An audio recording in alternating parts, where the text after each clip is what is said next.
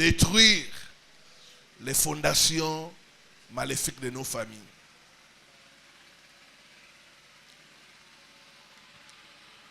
Prends avec moi notre texte de base.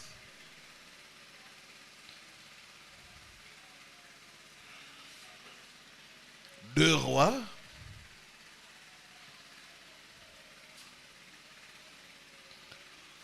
Chapitre 2. Le verset 19 à 22.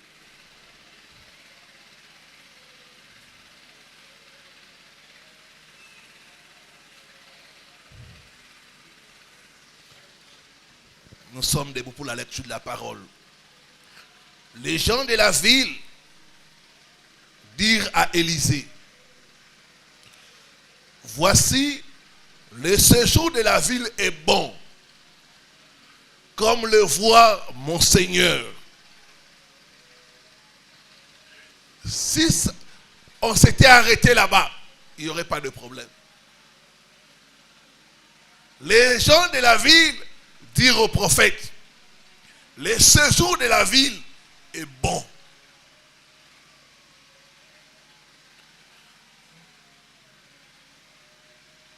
Mais, dis après moi, mais.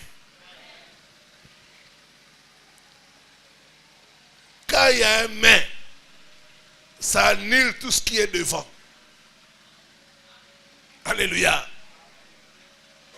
Et ça, c'est la situation de beaucoup de familles. Des belles femmes, mais pas de mariage. Des gens qui ont des diplômes, mais pas de travail. L'extérieur est bon. La ville est bien construite. Mais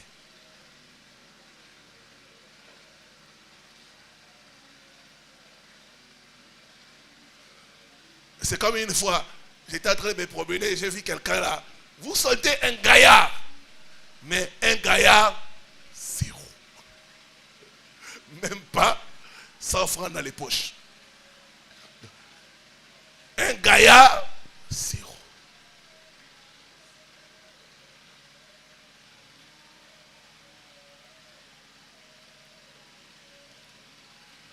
Les anglophones disent good, but for nothing. Bien, bon à rien. Si on s'était arrêté dans bon, il n'y aurait pas de problème. Mais on dit bon à rien. Et c'était la situation de Jéricho. Tout est normal, mais on n'arrive pas à enfanter.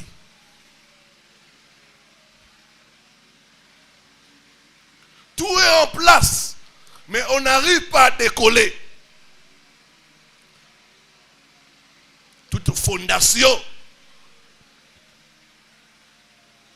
qui a emprisonné ta vie soit brisée au nom de Jésus. Soit brisée au nom de Jésus.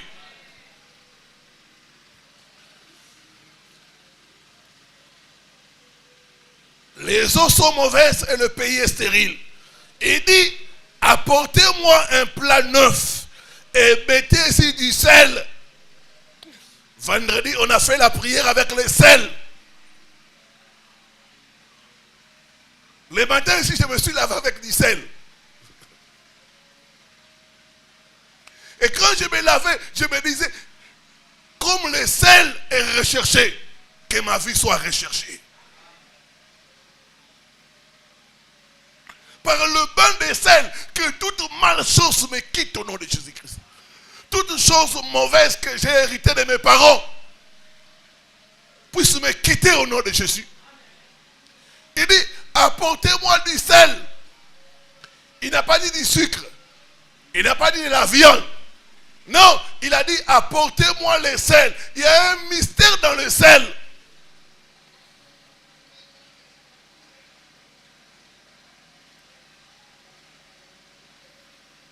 Que Dieu te bénisse, toi qui as compris la révélation. La Bible dit, il alla vers la source des eaux et il y jeta du sel et dit, ainsi parle l'Éternel. Quand les gens sont venus, le problème, c'était le pays qui était stérile. Mais lui, il est allé à la source du problème. Ce matin, ta source sera purifiée au nom de Jésus. Ta source sera purifiée au nom de Jésus. Il alla à la source des eaux, il jeta du sel et dit, ainsi parle l'Éternel. J'assainis ces eaux. Il n'en proviendra plus ni mort, ni stérilité. Et les eaux furent assainies jusqu'à ce jour, selon la parole d'Élisée. Pas selon la parole de l'Éternel, mais selon la parole d'Élisée. Je déclare ce matin, tu es béni. Tu es béni. Tu es béni. Tu es béni.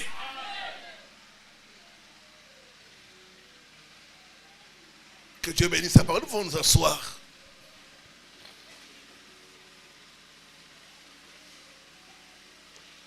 Que faire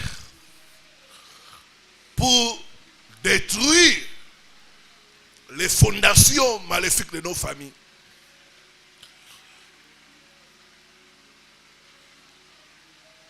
Voici quelques étapes à suivre. Première étape, étudiez l'histoire de votre famille. Étudiez l'histoire de votre famille. Quand je parle de l'histoire de votre famille, je parle de l'histoire spirituelle de votre famille. De quelle famille viens-tu? Quelles sont les idoles qui sont adorées dans ta famille?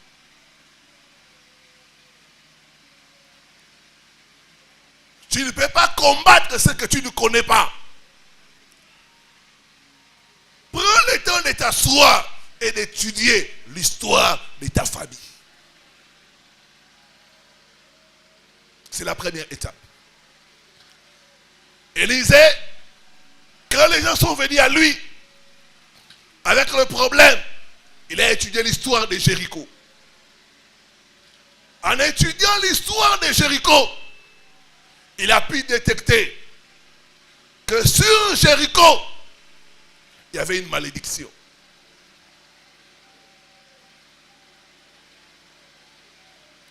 Sur Jéricho, il était dit, maudit soit quiconque se lèvera pour rebâtir la ville de Jéricho.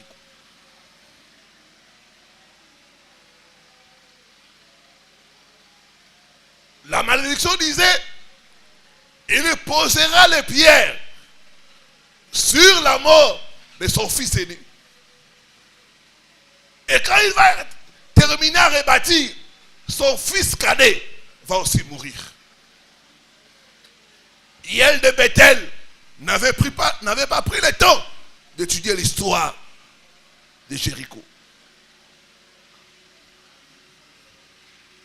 Prends le temps d'étudier l'histoire de ta famille. Qu'est-ce qui a été dit sur ta famille? Pourquoi les choses sont comme ça dans ta famille? De quelle famille viens-tu?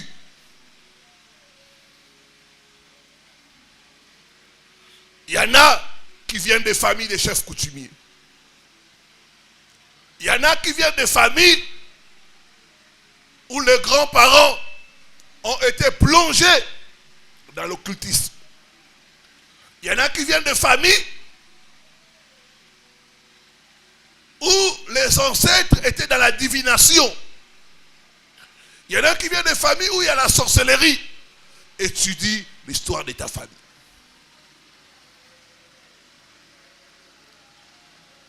Pourquoi dans ta famille, il n'y a pas de mariage? Pourquoi dans ta famille, les gens meurent précocement?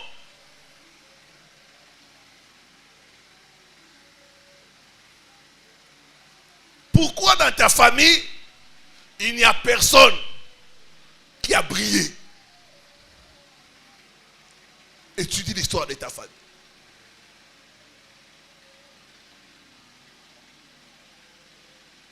J'ai reçu le cas d'une sœur qui était venue pour chercher la délivrance.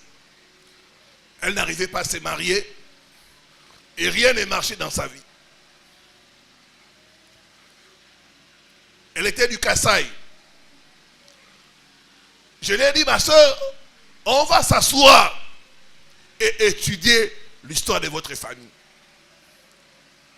Et on a commencé à étudier l'histoire de sa famille. Son père, avant de venir à Kinshasa, il travaillait pour le compte de son grand frère dans le diamant. Il a détourné beaucoup d'argent. Et son grand frère l'avait maudit. Il dit, je t'ai maudit et j'ai maudit aussi tes enfants. Il n'y aura pas de mariage dans ta lignée. Tes enfants seront pauvres et ils n'auront rien. Les années sont passées. Mais cette malédiction est restée active sur la famille.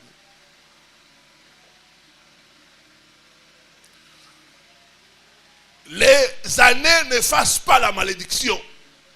Le temps ne résout pas le problème de malédiction.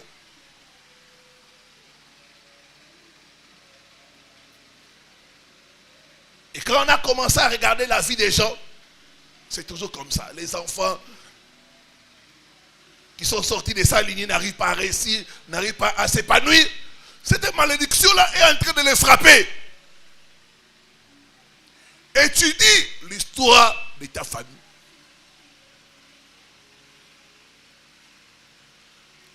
Tu peux demander à Dieu de te révéler ce qu'il y a dans ta famille. Mais aussi tu peux observer les choses qui se passent dans ta famille.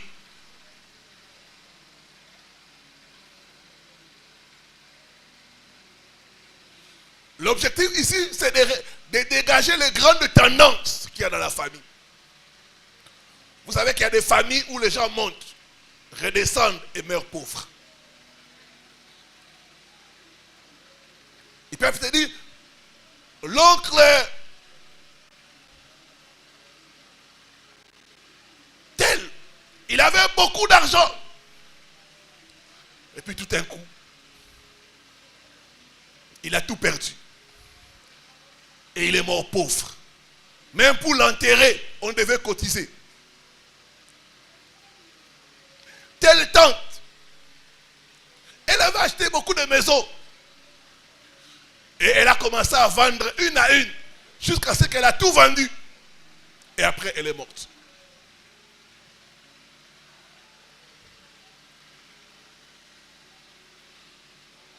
Donc, première étape, c'est étudier l'histoire de ta famille.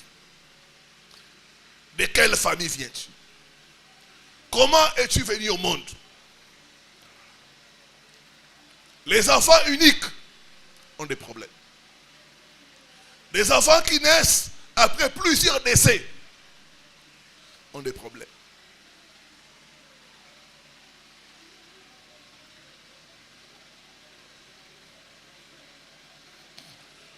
J'ai reçu le cas, j'étais en train de parler de ces choses, et une sœur m'a appelé de l'étranger. Il m'a dit, pasteur, je suis allé demander à ma mère. Parce que nous tous, dans notre ventre, nous n'arrivons pas à réussir. Il n'y a pas de stabilité, rien ne marche. J'ai fait asseoir notre mère pour lui demander. Et notre mère m'a parlé pour me dire qu'avant, elle avait des problèmes de conception. Elle n'arrivait pas à concevoir. Elle est allée voir un ganga, féticheur, marabout pour d'autres. Le ganga a fait des cérémonies et lui a dit, va dans la forêt, tu vas trouver un certain arbre. Tu vas prendre les écorces. Tu vas commencer à mâcher et à manger ça. Et après, tu auras des enfants. Elle a fait ça. Elle est allée dans la forêt. Elle a vu l'arbre. Elle a recueilli les écorces. Et elle a mangé. 3 mois après, elle est tombée enceinte. C'est comme ça qu'elle a commencé à concevoir.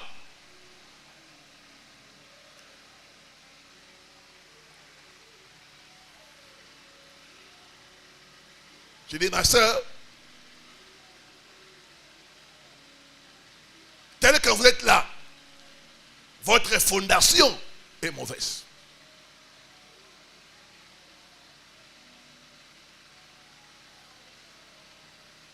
Il y a l'esprit de forêt. Il y a l'arbre sacré qui est dans votre fondation. Un autre frère, lui, il était garçon unique de la famille. 5 filles et un seul garçon. Il a suivi les enseignements. J'ai parlé, dit, va demander aux parents qu'est-ce qui s'est passé à ta naissance. Et la mère de notre frère lui a dit, j'ai recherché un garçon, j'ai fait des cérémonies. C'est après des cérémonies que je t'ai eu. Tel que tu es là, tu ne peux pas te marier. Tu es déjà marié à un esprit. C'est là que le frère va comprendre un peu tous ces combats. Prends le temps d'étudier l'histoire de ta famille. De quelle famille viens-tu? Qu'est-ce qu'il y a dans ta famille? Qu'est-ce qu'il y a là où tu viens? Deuxièmement, quand tu prends le temps d'étudier l'histoire de ta famille, il faut aller dans la repentance. La repentance, pourquoi? Quand nous étudions l'histoire de nos familles, on découvre l'idolâtrie. On découvre la sorcellerie. On découvre l'occultisme. On découvre les fétiches. On découvre la polygamie. C'est des choses auxquelles nous devons nous repentir. Au nom de nos parents, mais aussi en nos noms. Lévitique chapitre 26, le verset 40. La Bible dit, ils confesseront. Laissez-moi lire.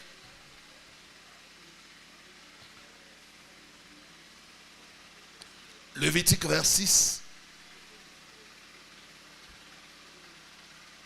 le verset 40. Ils confesseront leurs iniquités et les iniquités de leurs pères, les transgressions qu'ils ont commises envers moi et la résistance qu'ils m'ont opposée. Il y a 2 types de péchés. Il y a nos péchés et il y a aussi les péchés de nos ancêtres. Dans la repentance, nous confessons nos péchés, mais aussi les péchés de nos ancêtres, de nos parents. Daniel a compris cela. Il s'est identifié au péché du peuple d'Israël. Dans les sacres, dans le jeûne et dans la repentance. Il a dit, nous avons péché. Nous t'avons abandonné. Nous avons tué. Nous avons fait des choses abominables. Aie pitié de nous. La repentance. Se repentir au nom de ses ancêtres. Au nom de ses parents.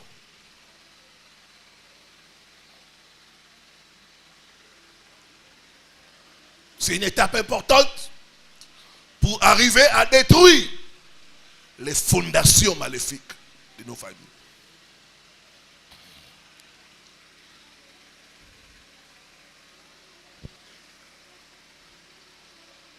Troisième étape, c'est l'application des mystères. Il y a 5 mystères qui vont t'aider à détruire les fondations maléfiques de ta famille. Après avoir connu ce qu'il y a dans ta famille, après s'être répandu, maintenant il faut appliquer les mystères.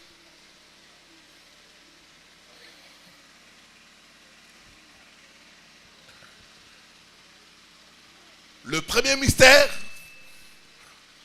c'est le mystère de la nouvelle naissance. Le mystère de la nouvelle naissance. Élisée va demander au peuple. Il dit, apportez-moi un plat neuf. Un plat neuf. 2 Corinthiens, chapitre 5, le verset 17. La Bible dit ceci. Si quelqu'un est en Christ, il est devenu une nouvelle créature. Les choses anciennes sont passées. Toutes choses sont devenues nouvelles.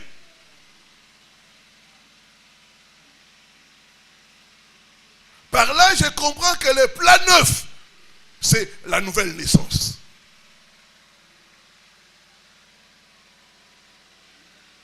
La nouvelle naissance est un mystère. Quand tu nais de nouveau, c'est ton esprit qui est régénéré. Quand tu nais de nouveau, ça veut dire que tu deviens une nouvelle créature. Les choses anciennes, c'est les choses de ta famille. La Bible dit, les choses anciennes sont passées.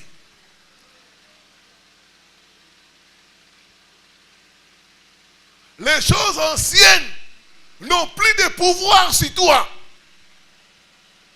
Légalement parlant, par la nouvelle naissance, les choses de ta fondation, les maladies de ta famille n'ont plus de pouvoir sur toi.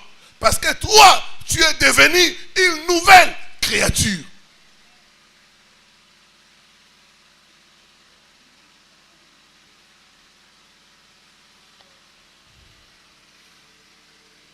Tu es devenu une nouvelle création.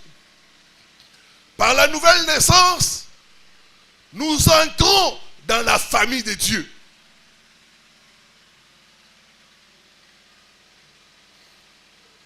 Nous appartenons plus à notre famille charnelle. Nous appartenons maintenant à la famille de Dieu. C'est pourquoi, dans l'assemblée des saints, on peut s'appeler des frères et sœurs. Nous ne sommes pas des frères et sœurs par les liens de sang, non. Nous sommes des frères et sœurs par notre affiliation à Jésus-Christ. Nous sommes des frères et sœurs par la nouvelle naissance. C'est un mystère.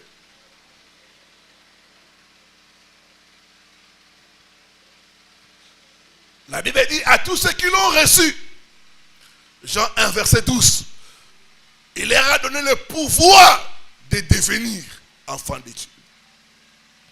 Lesquels sont nés ni de la chair, ni de la volonté humaine, mais de l'esprit.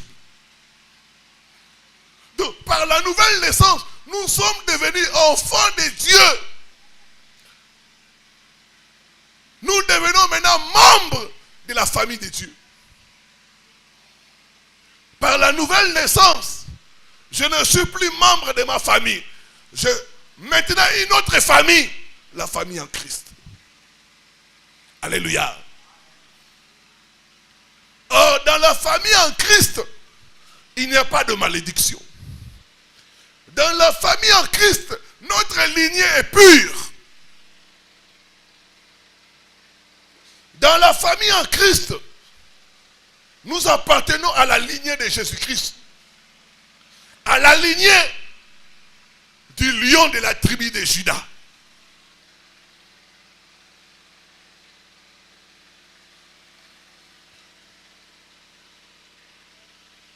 Le mystère de la nouvelle naissance. C'est un mystère que nous devons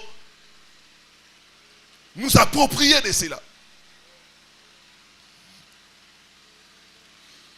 Dans la famille en Christ, il n'y a pas de malédiction. Il n'y a pas d'échec, il n'y a pas de célibat, il n'y a pas de maladie héréditaire.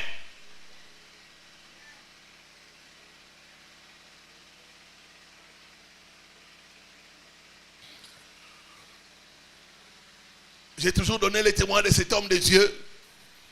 Il est en train de suivre les enseignements sur les fondations.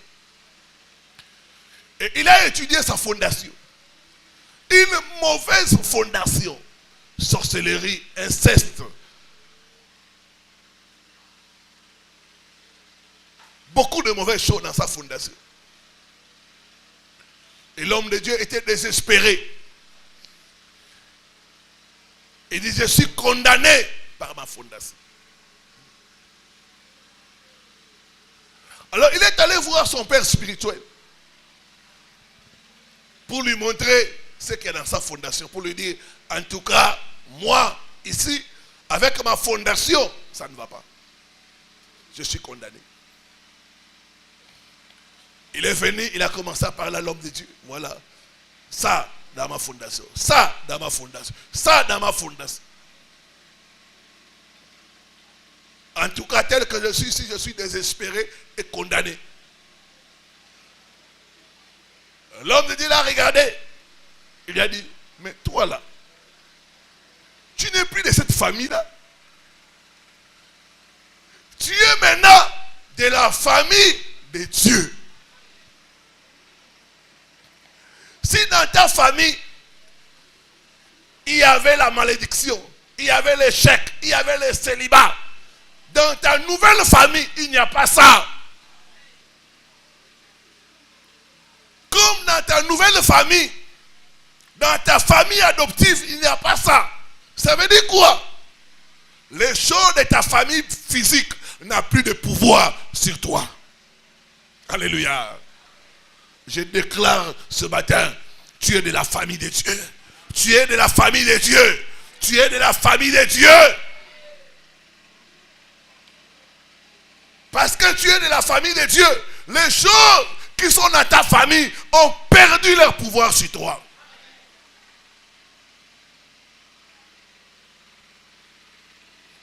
Le célibat qui est dans ta famille n'a plus de pouvoir sur toi. Je prophétise, tu te marieras. Tu te marieras au nom de Jésus. L'échec qui est dans ta famille, les limitations qui sont dans ta famille n'ont plus de pouvoir sur toi. Je prophétise, tu monteras. Tu monteras.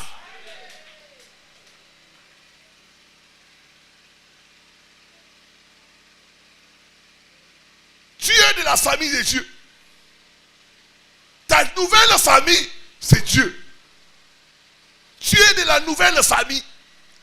Tu es devenu une nouvelle créature. C'est un mystère que beaucoup n'arrivent pas à s'approprier de cela. Quand j'ai compris ce mystère-là, j'ai dit, je suis de la famille de Dieu. Les choses qui sont dans ma famille ne vont pas m'arrêter. Je suis né de Dieu. Les choses de ma famille n'ont plus de pouvoir sur moi. Le mystère de la nouvelle naissance. Dis après moi, je suis de la famille de Dieu. Deuxième chose, dans la nouvelle naissance, il y a le fait que tu sois racheté. 1 Pierre 1, le verset 18 à 19.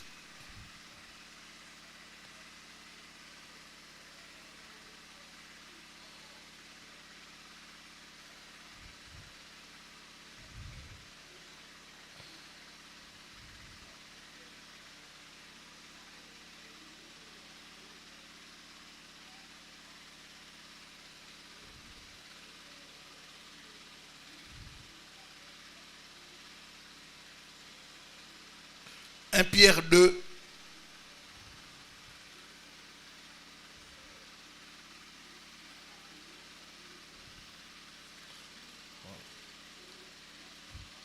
Sorry, 1 Pierre 1.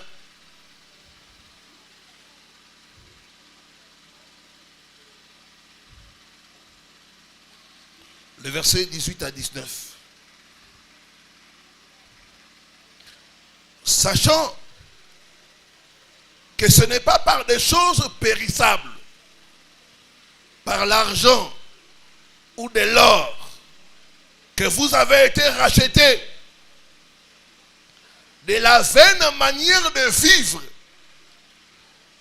que vous avez hérité de vos pères, mais par le sang précieux de Christ, comme d'un agneau sans défaut. On dit que nous avons été rachetés de la vaine manière de vivre que nous avons hérité de nos pères. Il y a des choses qu'on a héritées. Il y en a qui ont hérité la colère. Il y en a qui ont hérité l'immoralité.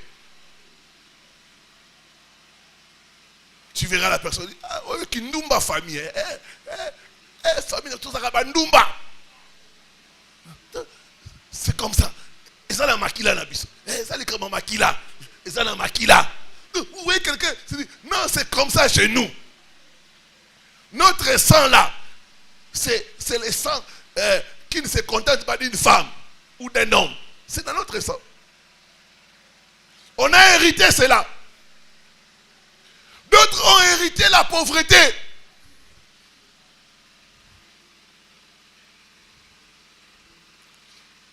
D'autres ont hérité certaines maladies.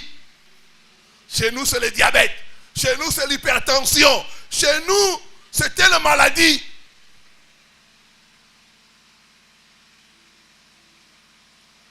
Mais ma Bible me dit, nous avons été rachetés. Rachetés. Nous avons été rachetés. Ça veut dire quoi? Nous avons été libérés. Donc, par la nouvelle naissance, nous sommes libérés du mauvais héritage de nos familles. Je prophétise ce matin, ta vie ne va pas ressembler à tes parents. Au nom de Jésus-Christ, les choses qui ont arrêté tes parents ne pourront pas t'arrêter au nom de Jésus. Tu as été libéré. Ton sang là, c'est le sang de Jésus-Christ qui coule en toi. Tu dois prendre conscience de ce mystère de la nouvelle naissance. Racheter veut dire libérer. Racheter veut dire affranchi. Racheter veut dire que quelqu'un a payé pour toi. Toi, tu ne peux plus payer 2 fois la même chose. Il nous a libérés du mauvais héritage de nos familles. Si quelqu'un vient te dire, toi là, dans votre famille, vous êtes colérique. Quelle famille? Moi, désormais, je fais partie de la famille céleste. Amen.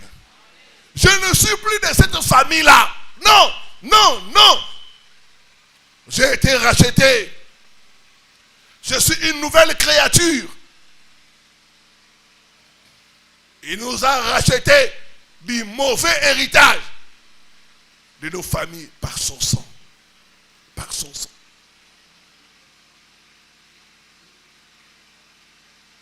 Donc, tel que tu es là, tu es libéré de choses de ta famille.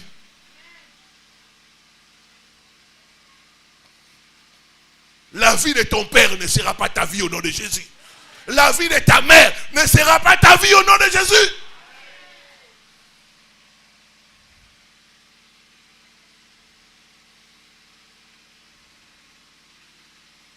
Quand tu comprends ça, tu chantes ton langage.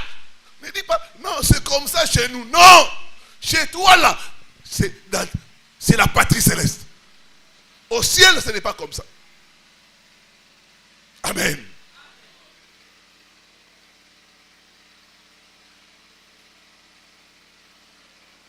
Le mystère de la nouvelle naissance. C'est le premier mystère. Tu dois capter ce mystère-là pour détruire la fondation maléfique de ta famille.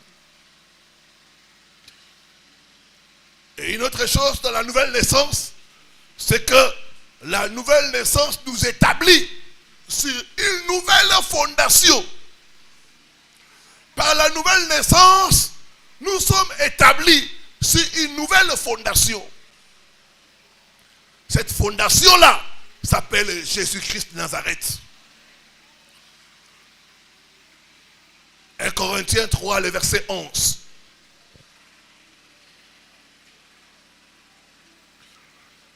Par la nouvelle naissance, tu es établi sur une nouvelle fondation qui est Jésus-Christ. À cause de cette fondation, finis l'instabilité dans ta vie au nom de Jésus.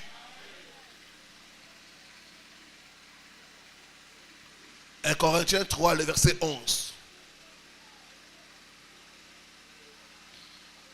Car personne ne peut poser un autre fondement que celui qui a été posé, savoir Jésus-Christ de Nazareth. » Amen. Ma fondation, c'est plus la magie, c'est plus la sorcellerie. Ma fondation, c'est plus l'occultisme. Ma fondation maintenant, c'est Jésus-Christ. La Bible dit, il est la pierre angulaire. Dieu a dit, je mets en Sion une pierre. Quiconque la prendra pour appui, pour fondation, n'aura pas hâte de fuir.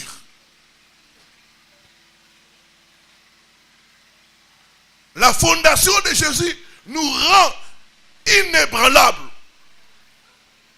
Les attaques peuvent venir, les vents peuvent souffler, mais nous ne serons pas ébranlés parce que nous sommes sur la fondation qui s'appelle Jésus-Christ. Donne-moi un bon amen. Le mystère de la nouvelle naissance. Deuxième mystère qui te permet de détruire et de vaincre les fondations de ta famille. C'est le mystère du prophète. Les gens de la ville de Jéricho sont allés trouver Élisée. Ils sont allés trouver un prophète. Tu ne peux pas détruire ta fondation sans un prophète.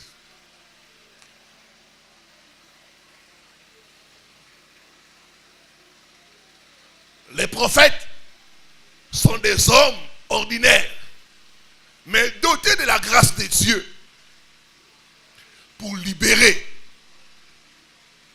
son peuple.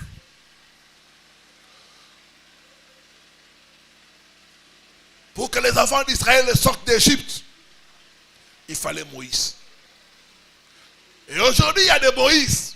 Dieu peut te connecter à un Moïse pour te faire sortir de ta mauvaise fondation.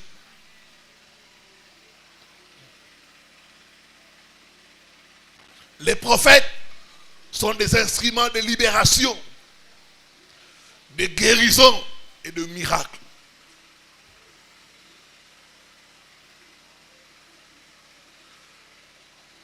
Quelqu'un a dit,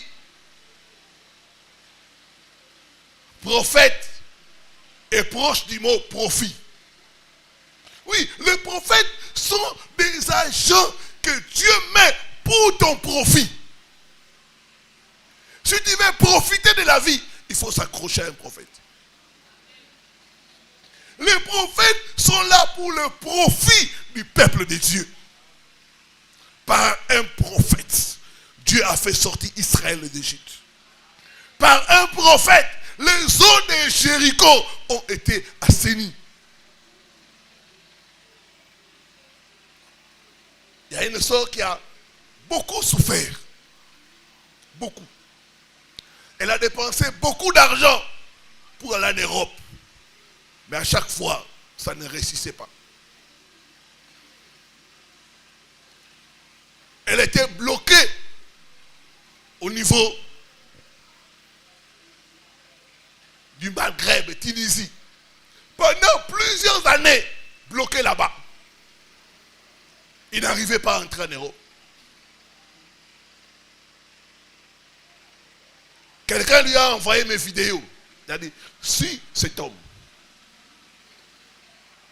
Suis cet homme. Et la personne a commencé à suivre mes prières, des cris de midi. Chaque midi, elle priait, elle priait, elle priait.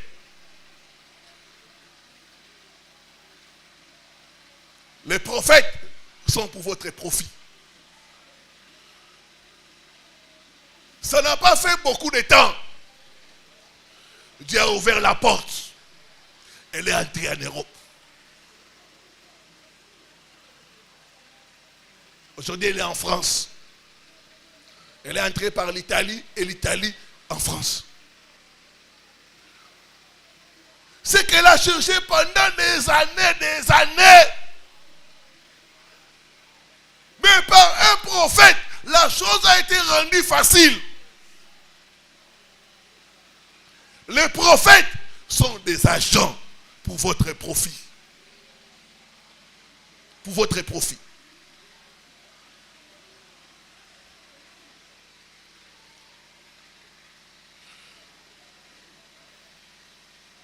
Je suis allé en Belgique pour bénir un couple.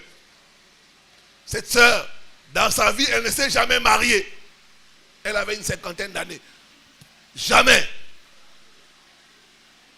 Mais par un prophète, Dieu a mis fin à son célibat. Par un prophète.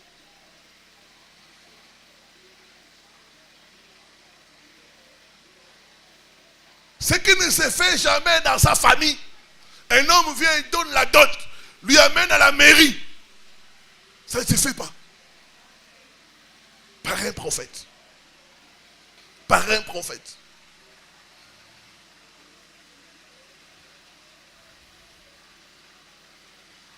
Les prophètes sont là pour votre profit.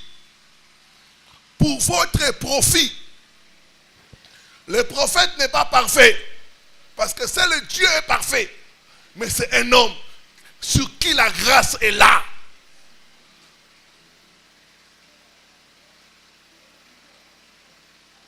Regardez la femme tsunamite. Elle a cherché l'enfant pendant des années. Ça ne venait pas. Il fallait la rencontre avec un prophète pour que la stérilité puisse prendre fin. Et il fallait un prophète pour mettre fin à sa stérilité.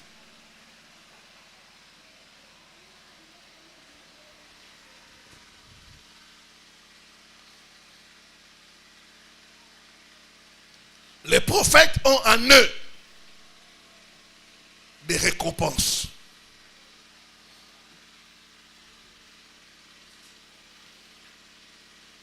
Dieu confirme la parole de son prophète. C'est ce qui est merveilleux. Dieu confirme la parole de son serviteur. J'étais chez moi en train d'organiser la prière de midi. Dieu me montre, il me dit, il y a une femme. Tu cherches enfant, ça fait des années, ça ne vient pas. Mais, à partir de maintenant là où je parle, Dieu me dit, tu vas avoir un enfant. Tu vas avoir un enfant. Il y a une femme à Lubumbashi qui a fait plus de 7 ans. Ça s'était arrêté. Par la parole du prophète, Dieu a visité cette femme-là.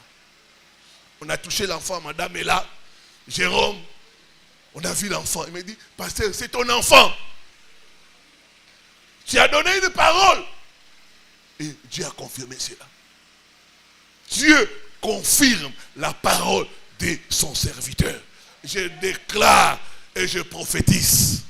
Tu ne termineras pas l'année comme ça. Tu ne termineras pas l'année comme ça. Tu ne termineras pas l'année comme ça. Ta bénédiction aura lieu cette année. J'ai dit cette année. Cette année, ta bénédiction aura lieu. Cette année, ta bénédiction aura lieu.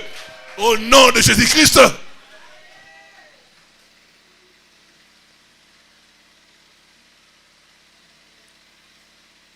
Les prophètes sont des agents que Dieu a oint pour le profit de son peuple. Que Dieu mette sur ton chemin un prophète au nom de Jésus. Que tu puisses reconnaître un prophète au nom de Jésus. Les prophètes changent l'atmosphère. Ils changent l'atmosphère par les prédictions. J'ai reçu le cas d'un frère. Il n'y avait rien. C'est moi même qui lui payais les transports pour venir à l'église.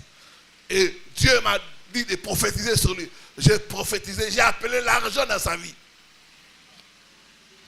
Il m'a dit, pasteur, comment cet argent viendra? J'ai dit, je ne sais pas. Mais ce que je sais, c'est que Dieu confirme la parole de son serviteur. Et un jour, on était à l'église. Le frère a amené quelque chose là. Un sac là où il y avait beaucoup d'argent. Il m'a dit, pasteur, l'argent là, c'est ça. $2000. Il a amené ça. Il m'a dit, pasteur, enlève la dîme. J'ai dit, non, toi-même donne. Il dit, toi-même donne.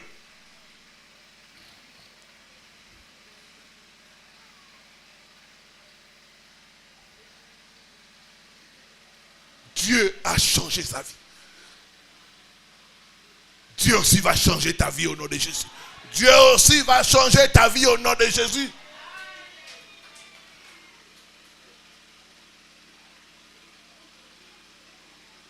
Pour bénéficier du ministère du prophète, il faut considérer les prophètes.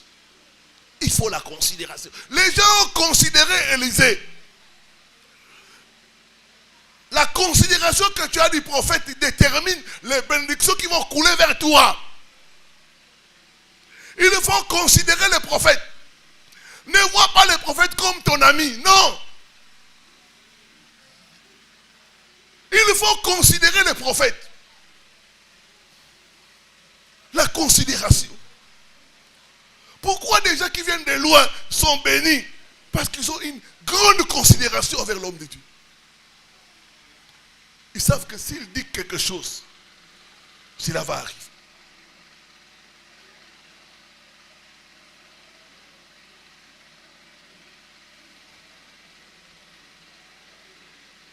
La considération.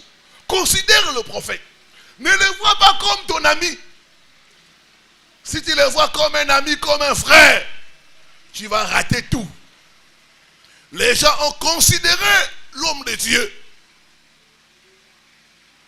Deuxième chose, obéir aux enseignements du prophète. Il y a des gens, quand le prophète dit, prends les sels, amène les sels, lave-toi 3 fois. Tu as dit, non, moi je vais me laver seulement une fois. Dieu dit, il faut faire la prière avec les sels. C'est quoi là? C'est quoi les sels? Est-ce que pour que Dieu bénisse quelqu'un, il faut qu'il puisse se laver avec les sels?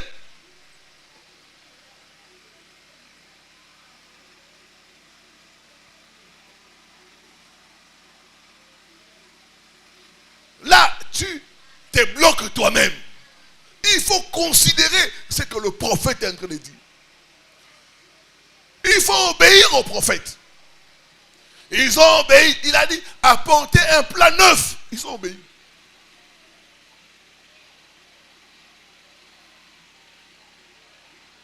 Si le prophète te dit, amène un sacrifice, même si tu n'en as pas, ne discute pas.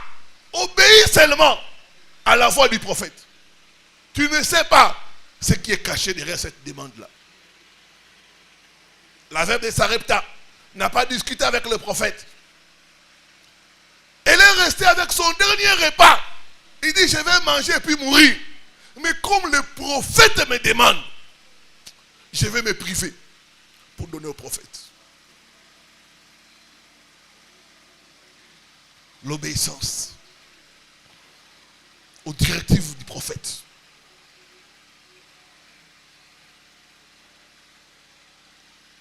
Une autre chose, c'est l'offrande du prophète. Quand tu vois un prophète, quand tu as identifié un prophète, il faut chaque fois bénir ces prophètes-là. L'offrande du prophète, ça te connecte à la grâce du prophète. L'offrande du prophète. L'offrande du prophète.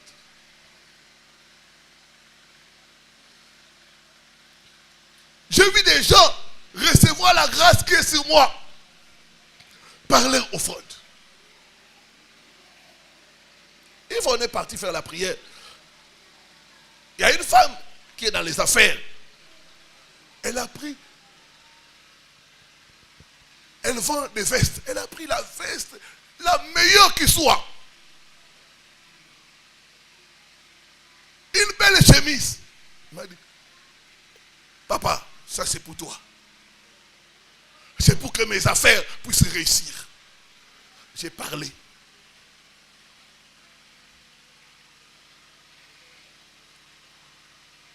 L'offrande du prophète, c'est un secret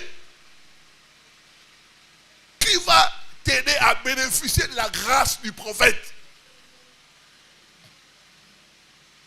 Chaque jour, il y a des gens qui m'envoient des unités, de l'argent. Chaque jour, je vous dis, chaque jour.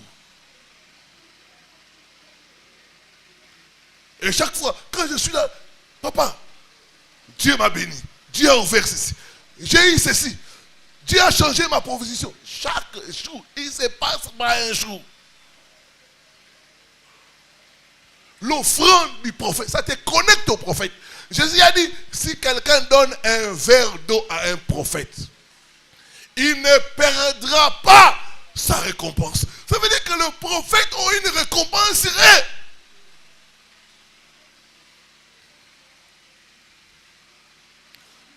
Quand j'ai compris le mystère de l'offrande du prophète, j'étais chaque fois en train de bénir mon père spirituel. Il est déjà décédé, mais chaque fois je le bénissais. Chaque fois, j'ai amené quelque chose chez lui. Il dit, papa, ça c'est pour toi. Papa, c'est pour toi. Et des fois même maman, sa femme, chaque fois je la bénis. Le jour de son anniversaire, je lui ai fait une surprise. Il dit, maman, je suis un de tes fils, je vais te bénir.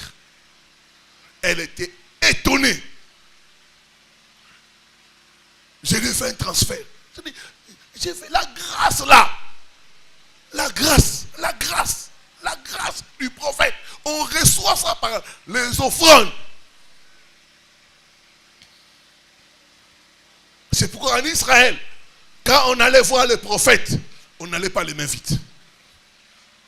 C'était une tradition. Quand on va voir le prophète, on ne va jamais les mains vides. Mais aujourd'hui, beaucoup de gens ne comprennent pas ça.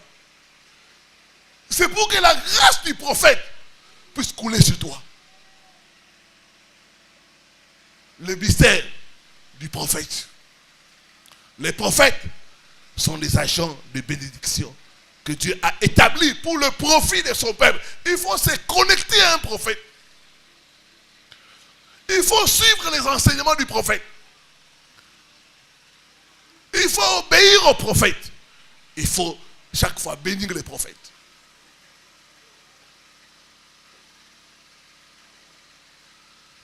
Il y a un frère, je vous dis la vérité, ce frère ne mourra jamais pauvre. Frère Pati, ce frère ne mourra jamais pauvre. Je vous dis la vérité. Dieu est en train de l'augmenter. Pourquoi? Parce qu'il a compris l'importance de l'offrande du prophète. L'offrande du prophète. Il connaît ça. J'étais à Lubumbashi, je trouve à la maison sac de riz, de l'huile, du lait. Ah, c'est pas que je manque ça, non. Mais on dit, qui a envoyé ça? On dit, ah, c'est le frère Pati.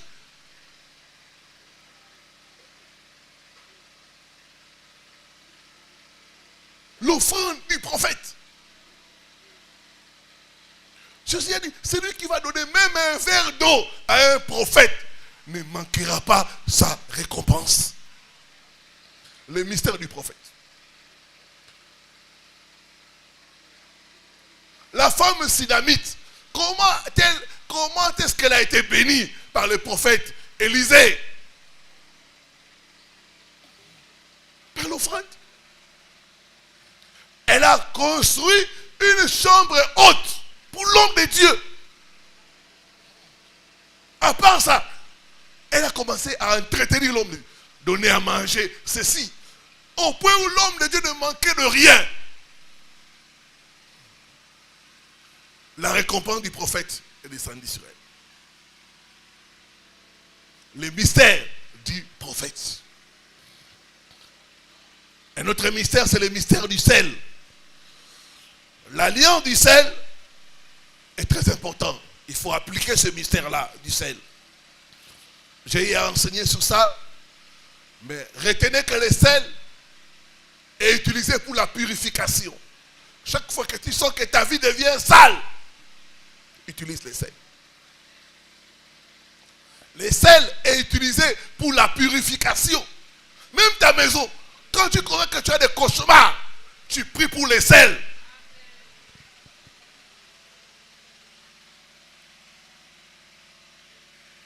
Moi avant, je ne croyais pas au sel. Mais les gens commençaient à m'amener le sel. Pasteur, bénis ça. Bénis le sel pour moi. Oh, mais c'est quoi ça? Avant, je voulais refuser. Je dis non. Le sel m'a dit non. Quelqu'un m'a dit, bénis ça, papa.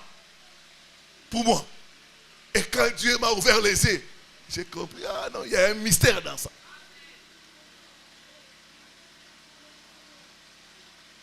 Chaque fois que tu vois, tu as des cauchemars, des femmes de nuit, des maris de nuit, des rêves de nourriture, des rêves de toilettes.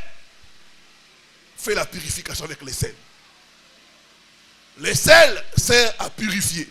Tu peux purifier ta maison, tu peux purifier ton lieu de commerce. Avec le sel. Le sel sert à la conservation. On conserve les choses avec le sel. Quand tu vois que tu as des pertes tout le temps, tu perds. Les choses ne durent pas. Les choses pourrissent. Utilise le sel. Le sel est utilisé pour le goût. Une nourriture qui n'a pas de sel, c'est sans goût. Le sel donne le goût. Quand tu vois que dans ta vie, il n'y a pas de goût, les gens ne te regardent pas, les gens ne t'envient pas. Mon frère, ma soeur, c'est l'amour. On a un bel bando landa, on a goût à kobala yo. Et parce que bala soka goût à kobalote. On s'en a goûté.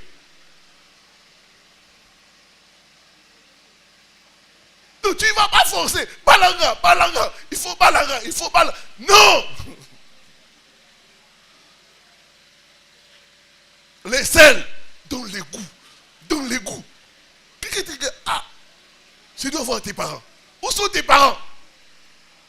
Amène-moi chez tes parents. Tu dis, mais toi tu me connais où? Non, je vais voir tes parents. Je dois voir tes parents. Donc tu donnes les goûts.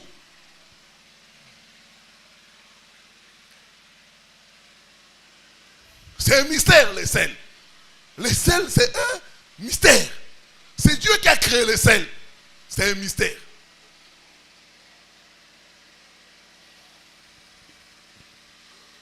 Sixième mystère, c'est le mystère du sacrifice.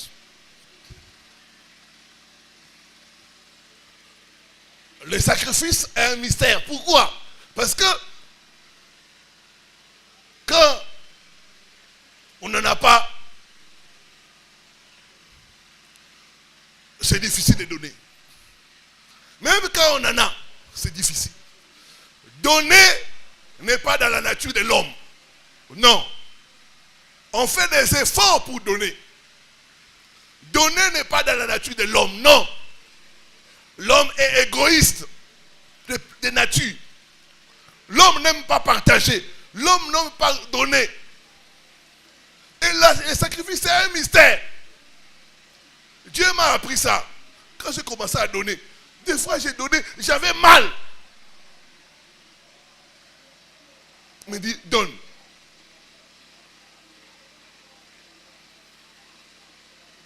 Relâche. Relâche. Relâche. Et j'ai compris que le sacrifice a une voie. Les sacrifices créent la faveur. Les sacrifices font à ce que Dieu puisse entrer dans tes combats. Le monde spirituel est un monde du sacrifice. Jean 3,16, Dieu a sacrifié son fils. L'apôtre Paul dit au Nouveau Testament, c'est à de tels sacrifices que Dieu prend plaisir. Il parle de libéralité.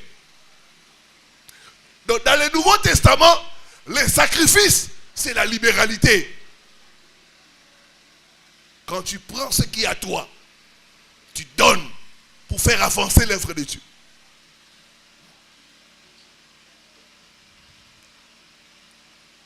C'est un mystère.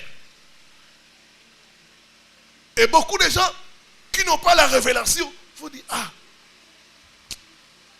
vont regretter. Vont même garder leur argent. Non, quand on demande l'argent là pour les sacrifices, ils disent non, j'en ai pas. J'en ai pas. J'en ai pas. J'en ai pas. Mais ceux qui connaissent, oh, c'est la voie. C'est la voie pour obtenir ce que l'on cherche. Il faut donner pour recevoir. C'est ça le principe spirituel. Tu ne peux pas recevoir gratuitement. Non. À un moment donné, il faut donner. C'est un mystère, le sacrifice. Et quand Dieu m'a fait entrer dans le mystère du sacrifice, frère, moi en tant que pasteur, je voulais tout le temps que les gens me bénissent. Bénissez-moi, donnez-moi, bénissez-moi. Et je me bloquais. Même pour que quelqu'un me donne $100, c'était comme ça. Comme ça.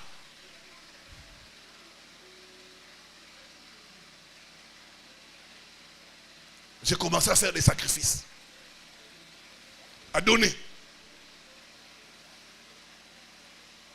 J'ai commencé à donner $100. Je donne $100. Quand je me dis, donne tel montant, tel frère, je prends, je donne. Donne à telle autre chose, je donne. Et j'ai vu la fidélité de Dieu. C'est pourquoi je vous dis que les sacrifices marchent. Dieu a commencé à agir dans ma vie. Il a commencé à toucher des gens. Des gens que je ne connaissais pas ont commencé à m'appeler pour me bénir. Tu fais quoi, homme de Dieu?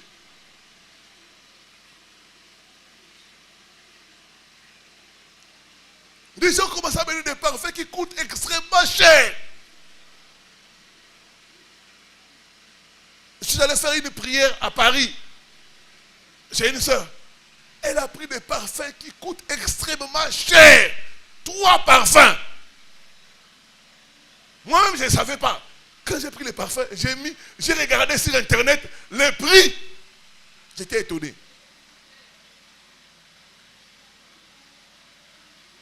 Et récemment, quelqu'un m'a béni avec une montre. Je n'ai même pas encore porté cette montre-là.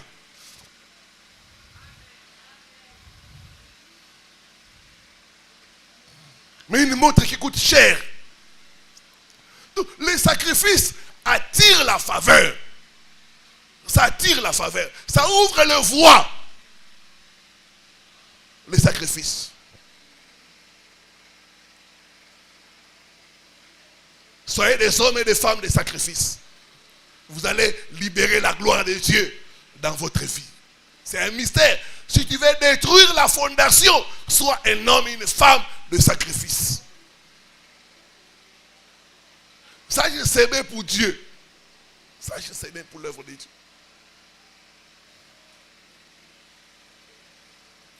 le mystère du sacrifice. Un autre mystère, c'est le mystère du jeûne et de la prière. Ésaïe 58. Le sacrifice, tu prends le verset 2 Samuel 24, le verset 24. Sacrifice 2 Samuel 24, le verset 24. Le mystère du jeûne et de la prière. Ésaïe 58, le verset 6 à 8. Matthieu 17, le verset 21. Le jeûne et la prière.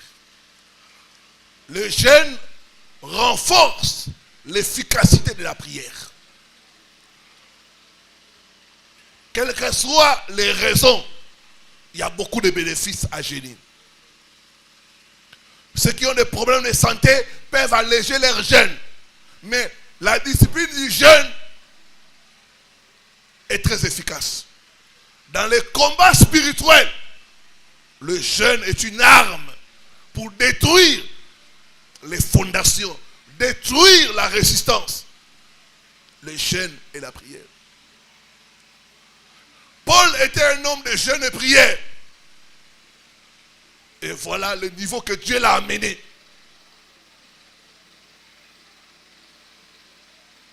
Certaines fondations sont résistantes. Il faut jeûner et prier pendant plusieurs années pour que ces fondations soient brisées. Le jeûne et la prière. Quand l'Église proclame un temps de jeûne et prière, ne trouve pas ça comme une excuse pour fuir. Non, jeûne. Si tu as des problèmes de santé, tu peux manger un peu, tu peux prendre des liquides, mais tu continues. Le jeûne et la prière. J'ai beaucoup de témoignages de jeûne et prière. Moi-même, il y a certaines batailles que je gagnais par le jeûne et la prière.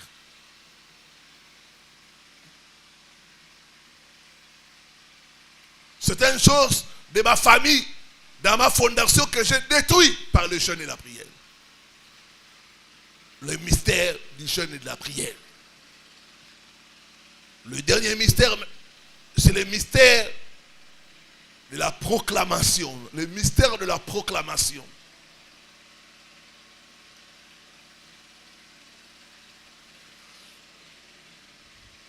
Dans la proclamation, tu dois savoir qu'il y a un mystère dans la parole. La parole en elle-même est un mystère. Dieu a créé toutes choses par la parole. La parole a un rôle créateur, mais la parole aussi a un rôle destructeur. La parole peut détruire, tout comme la parole peut construire et rebâtir. Le mystère de la proclamation. Élisée est allé à la source, il a parlé. Il a parlé aux eaux. Tu peux parler à ta fondation. Toute chose dans le monde spirituel a des oreilles.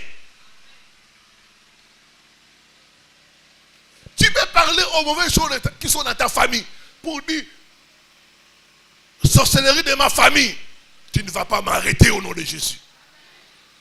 J'accomplirai mes projets au nom de Jésus. Je réussirai dans cette famille où personne ne peut lever la tête. Le mystère de la parole. Nombre 14, le verset 28. La Bible dit, je vous ferai comme vous avez parlé. Comme vous avez parlé. Dieu promet de nous traiter selon nos paroles. Quand tu es en train de combattre les fondations de ta famille, il faut parler la parole de Dieu. Il faut parler la révélation. Il faut parler les promesses de Dieu. Quand les gens de ta famille sont tout en train de dire, dans notre famille, ça ne va pas. Dans notre famille, il n'y a pas de mariage. Toi, tu dis, moi, je me marierai. Moi, dans cette famille, je serai la première personne à construire un immeuble au nom de Jésus-Christ.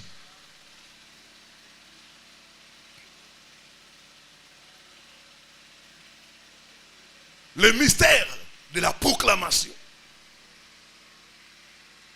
Il faut apprendre à proclamer jour et nuit les promesses de Dieu pour détruire ta fondation. Les choses qui ont arrêté mes parents ne pourront pas m'arrêter au nom de Jésus.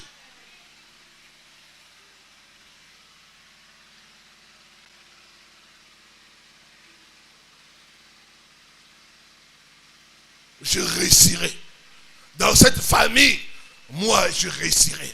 Je ferai la différence. Parce que je suis quelqu'un de différent.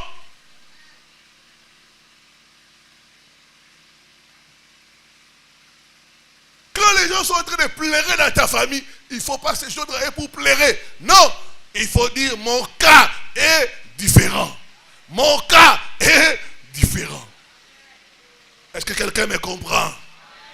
Est-ce que quelqu'un me comprend? Tu ne mourras pas comme les gens de ta famille. Au nom de Jésus-Christ. Tu ne finiras pas comme ton père. Tu ne finiras pas comme ta mère. Au nom de Jésus-Christ.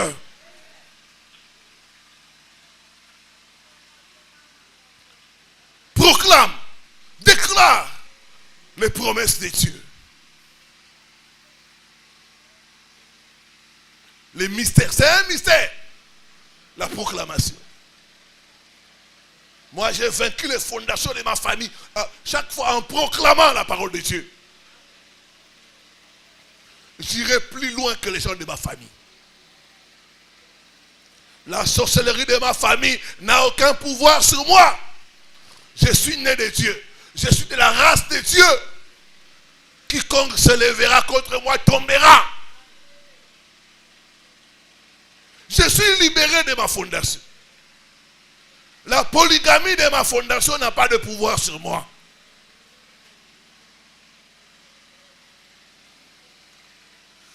Apocalypse 12, le verset 11, la Bible dit, ils l'ont vaincu à cause de la parole de leur témoignage.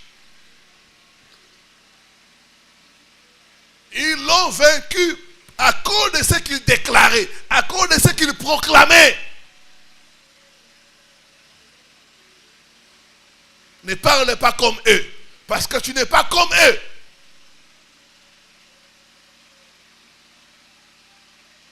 Il y a des familles où les gens sont tout le temps en train de se lamenter. Comme une famille, je suis allé faire la prière. Ah, biso mawa, moutazo sala biso boye. Biso, nous souffrons dans la famille qui est en train de nous faire comme ça. Je dis ça, c'est le langage de la défaite. Parlez. Quiconque est à la base de notre souffrance, il doit tomber et mourir. Il doit tomber et mourir. Quiconque est en train de pourrir vos vies doit tomber et mourir au nom de Jésus. S'il ne vous laisse pas, il va tomber et mourir. Il va tomber et mourir au nom de Jésus. Parlez comme un vainqueur. Parlez en connaissant les promesses de Dieu, en connaissant ton nouveau statut. Je prophétise que tu réussiras. Tu réussiras. Tu réussiras. Tu réussiras. Tu bâtiras et tu habiteras au nom de Jésus. Que Dieu bénisse sa parole.